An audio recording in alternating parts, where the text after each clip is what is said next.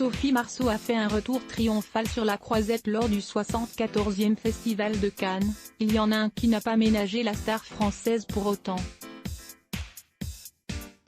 Dans un entretien accordé à nos confrères de Téléstar, à paraître le 19 juillet 2021 dans les kiosques, Michel Sim, célèbre animateur d'émissions consacrées à la santé, a dézingué la star française du 7e art. Car si Sophie Marceau est connue pour ses rôles au cinéma, elle prend aussi parfois la parole pour s'exprimer sur des sujets de société. Et récemment, l'interprète de Vic dans La Boum s'est positionnée concernant la vaccination contre la Covid-19. L'ancienne compagne de Christophe Lambert émet à ce sujet certaines réserves. De quoi mettre en pétard le médecin le plus célèbre du PAF.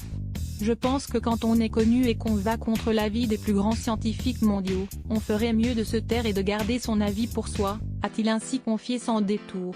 Sophie Marceau crée la controverse avec ses prises de position sur la crise sanitaire car depuis le début de la crise sanitaire, Sophie Marceau s'est exprimée de façon claire sur le sujet. La comédienne est très sceptique sur la gestion du gouvernement. En novembre dernier, l'actrice apportait son soutien sur Instagram à un documentaire aux reflets complotistes et qui soulevait certaines polémiques chez les internautes. Mensonges, corruption, manipulation, c'est ce qu'entend dénoncer Hold Up, censé mettre en exergue les erreurs commises au plus haut niveau de l'État, des médias et de la communauté scientifique lors de la gestion de la crise du coronavirus dans l'Hexagone. C'est la base du film, nous évertuer à comprendre, les mensonges, la manipulation, l'ingénierie sociale, la corruption.